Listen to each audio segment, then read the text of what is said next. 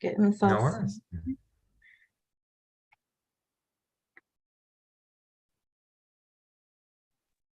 And it should just be starting to go live now, basically. Cool. Okay. Hello, everyone. Welcome to another edition of SASA Crewing the Ship, this time with World History Encyclopedia and its founder, Jan van der Crabben. My name is Cassandra May. Yes, hi, and I am Jan van der Crabben. Sorry. No, that's fine. Just want to share a little brief about what we here at SASA do, as always. The Save Ancient Studies Alliance, our mission is to reverse the current downward trend in the study of the ancient world by engaging the public and bringing together students and scholars to share their passion for the study of the ancient world in order to inspire a vast new generation of students. You can find us basically all the socials: Facebook, Instagram, Twitter, YouTube, Discord. We have a new TikTok as well. I'll need to update this slide at some point to add that in there. As always with our live events, just a few basic guidelines. Please be kind and respectful. Listen and ask thoughtful questions throughout the event in our chats. We'll read them out as applicable. Please be patient with technology and those administering it. And our events are live streamed on Twitch, YouTube, and Facebook, as said. They are recorded and will be posted on the above platforms as well shortly after the event. And if you enjoy our live events, our Archeo Gaming, book clubs, Port Ancient, reading groups, all of the above, please consider becoming a supporter. With a recurring monthly donation for as little as $3 a month, you can help us save ancient studies. Just go to saveancientstudies.org/donate to learn more. And thank you for joining us. Now I'll turn it over to Jan just to give a brief overview and share a little presentation. Sure thing. Thank you so much for having us here. I am just gonna share my screen quickly. Let me see how exactly. I have not shared a presentation on Zoom before, so this is news to me. Yeah, definitely take your time. Sorry about that. I will need to make some settings here. Oh, no worries. You're probably the only person we work with that hasn't shared something on Zoom. Everything's Zoom now. I'm surprised. I see. Okay. No, actually, I will be back in 1 second. I just need to restart my Zoom in order to be able to share something. I'm so sorry about that. No worries. No worries. We're very familiar with tech issues here. Oh, yes. So now fun banter with Cassandra and Lauren. Yes.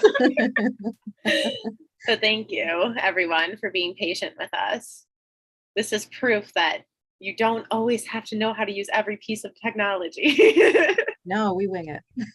All right, let's see if technology will allow us to do this now. Yes, here we go. Okay. Let me share this screen. And I hope you all see the presentation full screen now. Is that correct? Yep. Perfect. Okay. So yes, first of all, thank you for having me despite technical difficulties. I'm here. My name is Jan van der Crabben. I'm the founder and CEO of World History Encyclopedia. And for those of you who might not know us, I just want to give a little bit of an overview of who we are, what we do, and why we do it. So we are World History Encyclopedia, primarily a website. You can find us at worldhistory.org. And it is essentially what it says on the box. It is an encyclopedia of world history. We haven't covered all of world history yet. We started as Ancient History Encyclopedia. We rebranded last year and to World History Encyclopedia. And we are kind of working our way through world history, currently somewhere in the early modern period. And yeah, we are continuously expanding our coverage. Besides being an encyclopedia, we also publish educational materials. We have a YouTube channel. We have interactive maps and a vast media library as well. Now, We're a nonprofit organization, just as Safe Ancient Studies Alliance. And our mission is quite similar, slightly different. But our mission is to engage people with cultural heritage and to improve history education worldwide. We obviously believe very strongly in history. And we like to say, our tagline is kind of history grows the mind, because we feel that history really has a special place amongst all of the disciplines, because history is essentially the lens through which we understand the world today. It's how we look at our cultural and national identities, and also how we see other cultures and other nations through that lens of history, really.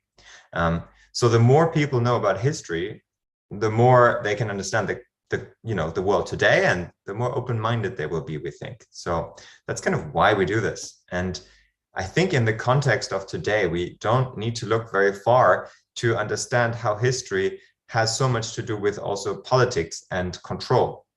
Like, we can obviously look at the war between Ukraine and Russia and see how that is a conflict that is very much rooted in different interpretations of a nation and a cultural history and identity, right?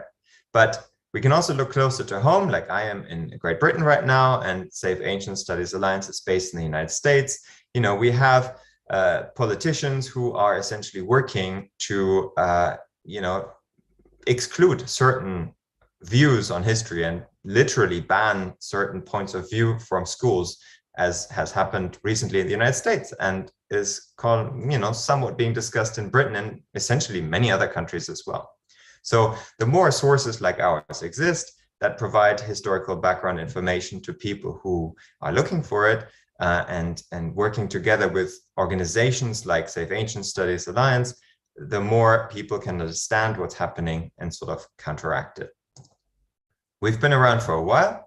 We started in 2009, and by now we are one of the top history websites in the world. SimilarWeb has us currently ranked as #1, but who knows? Maybe there's something hidden that we don't know about, but we're right up there somewhere. We have a team of 10 employees who work from all over the world in 8 countries, but our team is greatly supported by volunteers who work for us from all over the world, contribute, write, help us with our administrative things, and so on. So in the last year, we had around 30 million individual people who visited our website from all over the world. And that makes us not only one of the leading history websites, but also one of the most read history publications in any medium in the world. And we essentially act as like a bridge between academia, historical and archaeological research, and the public. So what we do is we take that research and present it in such a way that it is easily accessible, easy to understand, and engaging to the general public, so that like a high school student can read it and make sense of it easily. And we also work with researchers to take their work and bring it to the public, give it a mass audience, which wouldn't be the case if it is only published in a journal. We kind of complement that with this kind of mass market publication. And as a result, we are one of the most trusted history resources. Oxford University and the School Library Journal recommend us, and we like to highlight those. But there's also like the Mid-Hudson Library System that recommends us, or Mountain Lake School District in New Jersey. Thousands of schools use us, so we've really become an educational resource. And we have published many articles. Then we have over almost 700 contributors who have shared their knowledge with our audience. And many of those are also translators, because we want to reach the whole world. And so we need to translate into all of the languages of the world, essentially. So that's one of the big areas that we are focusing on at the moment, to make sure that people can read us, not just in English, but in any language, really. And we also have a YouTube channel, which helps for people who prefer not reading, but watching, which I think is something that Sasa is also very aware of, because you feature your channel a lot and do lots of live streams like this one. So yeah, we definitely share that kind of passion for producing in all sorts of media, and then share it on social media, where we have around 900,000 followers, which of course cannot be ignored nowadays. So yeah, there we are. And then we partner with organizations like SASA or UNESCO, universities, to create projects in order to jointly promote history and reach a wider audience, and essentially make those bridges that just need to be made, I think. And last but not least, we're quite proud. We won the EU Web Award in 2016. That year was kind of a big turning point for us, going from a little, well, not so little anymore by that time, but going from like more of a hobby project of some people who love to do it to, actually an organization that employs people and does this now full time. So yeah, there we are now. As I said, I wanted to keep this short. I don't want to take up time talking about myself and our company. So I am going to stop here and go back and join the Zoom meeting as a simple participant. So I just need to be able to somehow come back and stop the screen sharing. I think if you press the same button in the green, yeah, it's perfect. There we go. Oh, wonderful. Thanks for sharing that. We definitely have kind of a shared mission of sorts between us. Absolutely. As far as being a bridge, especially. It's so important to reach out to the public, I think, and build that bridge between academia and make history relevant again. So in your opinion, why does history matter today more than ever? Well, I mean, I think it has always mattered, right? And people have always recognized that it matters. If we look at already in the 19th century, when public schooling came in and was kind of implemented in most of the Western world, history has always been part of that curriculum because it matters. And, back then, just as now, I think, politicians want to control that narrative. They want to, be able to talk about their own nation and say how amazing it is or something like that, and it matters because it defines who we think we are. And it also has a great impact on where we think we want to go, because obviously if we know where we come from, or at least we think we know a certain story of where we come from, then that leads us in a certain direction, right? Like for me, the war between Russia and Ukraine, as I mentioned shortly in the presentation, is just, it's essentially based on a rather different interpretation of what encompasses Russian culture between, the leaders of Russia and the Ukrainian people.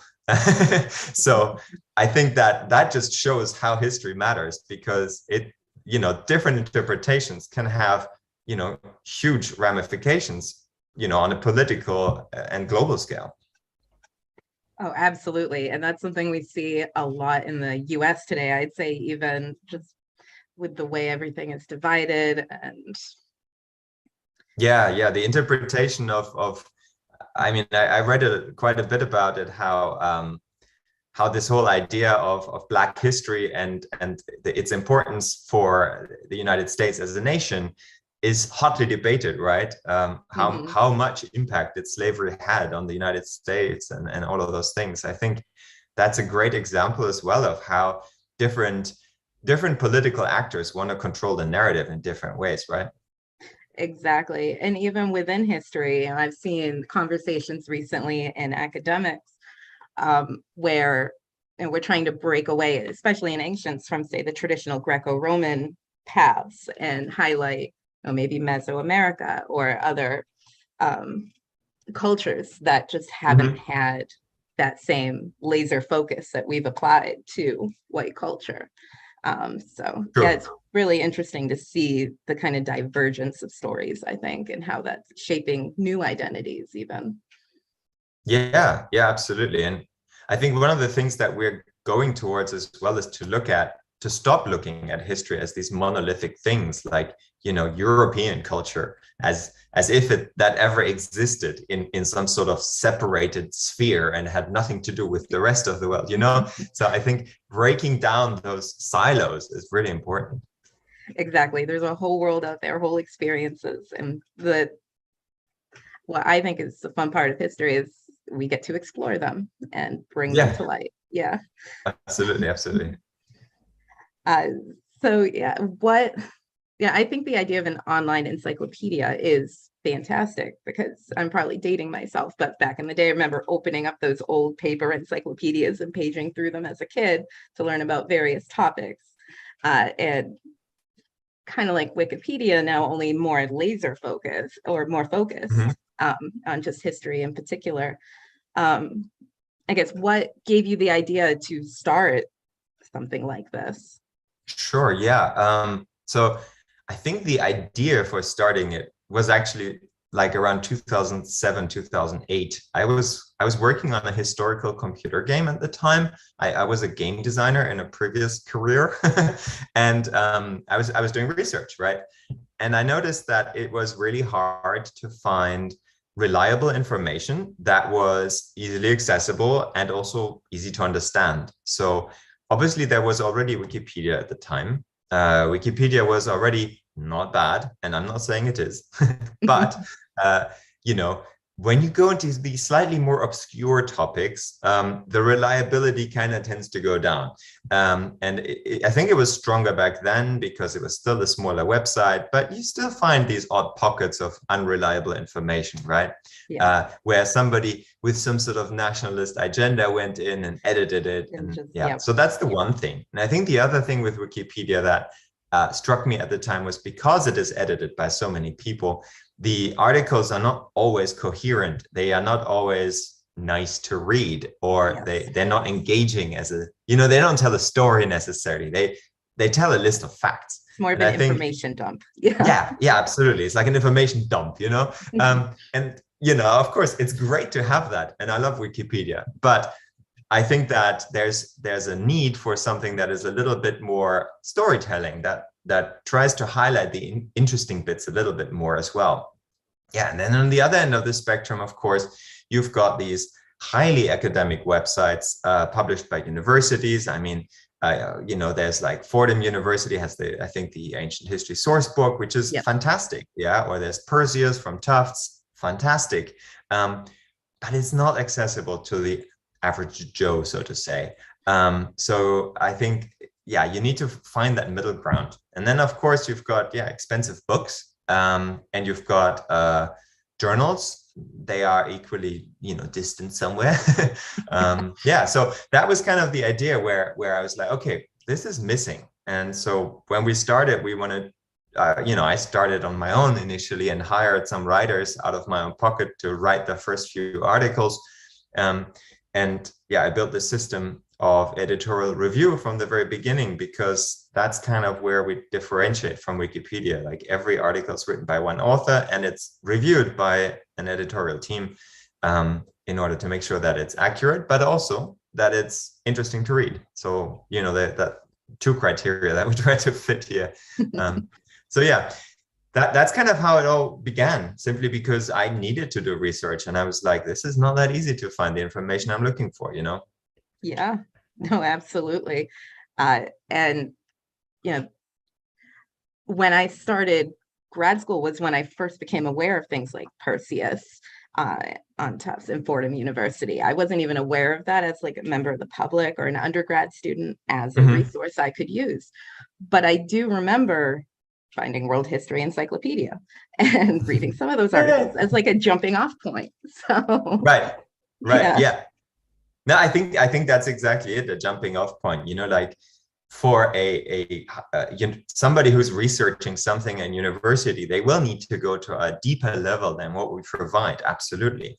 But, we gave you the overview, we link out to some other resources, we recommend some books, and that's kind of that starting point, right? Exactly. Whereas, for like maybe a high school student, that's our articles are probably all they need. And that's, I think, why a lot of our users are actually high school students or people in the general public who just want an overview, you know?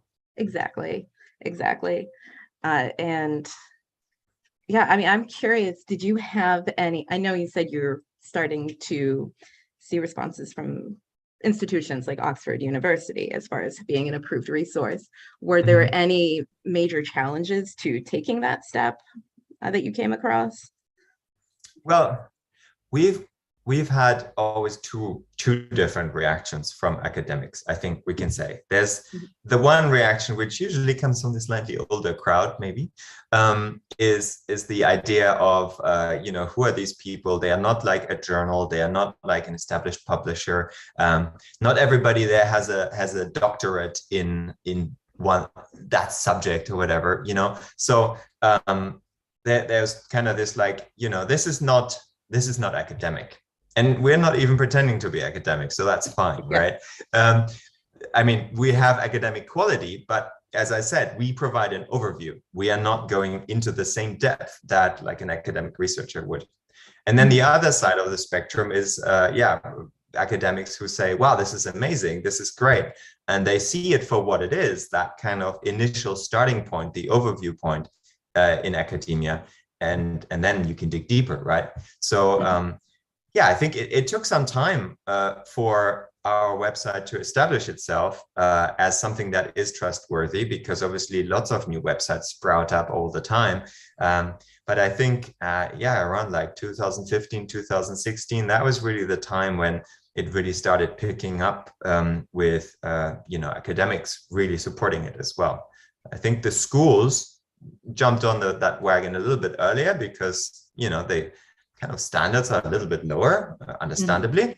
But I think that shift in academia recommending us really started around that time. So it took about 5-6 years, yes. Oh, wow. Yeah. And it's a big task for sure. Yeah. And so it's a little bit of another shameless plug for SASA, I guess. We have a virtual conference coming up August 14th, 15th.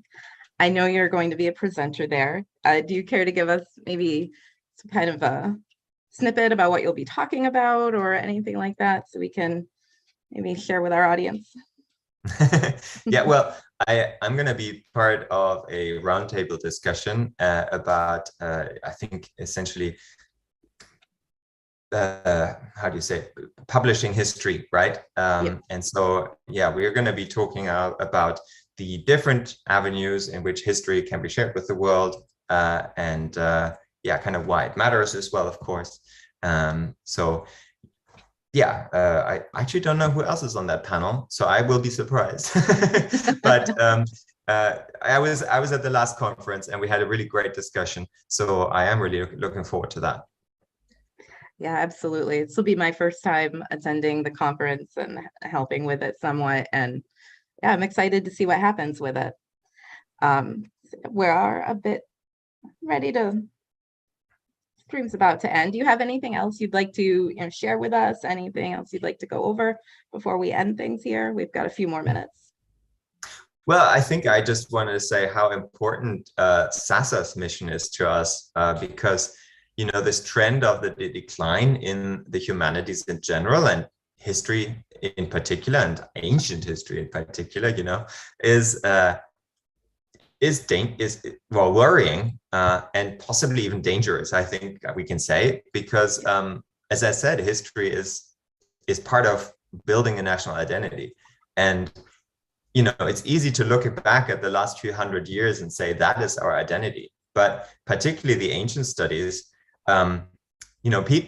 people refer back to ancient times so much when we look at our identities. This kind of Western European identity started with the Greeks and the Romans, and it carries on so deeply, so far, that if we forget about these roots and we don't even look at them, then we're missing half of the picture, right? So that's why to us, obviously we started out as Ancient History Encyclopedia, and for us ancient times are really at our heart. But looking at history in general, there's a reason why when we look at movies and TV series, the popular stuff happens mostly in ancient times, right? You Yeah. don't find that many TV series about the Middle Ages or the early modern period, even though they're so much closer to us. So yeah, we are deeply committed to SASA's mission of reversing that trend in the humanities and in the ancient studies in particular.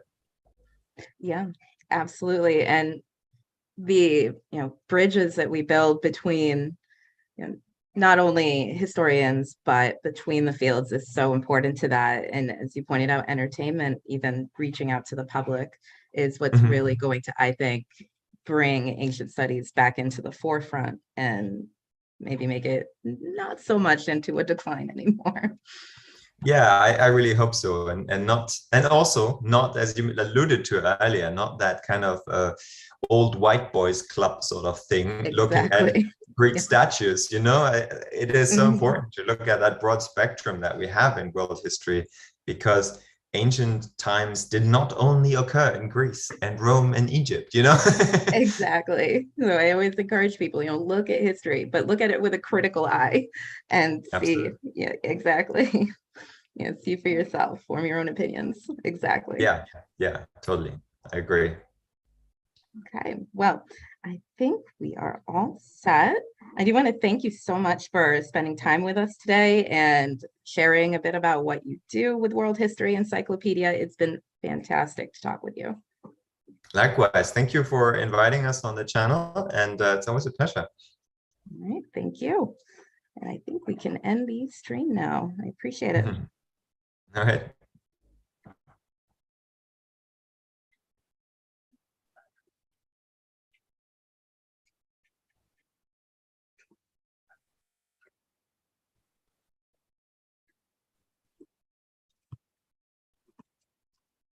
Oh.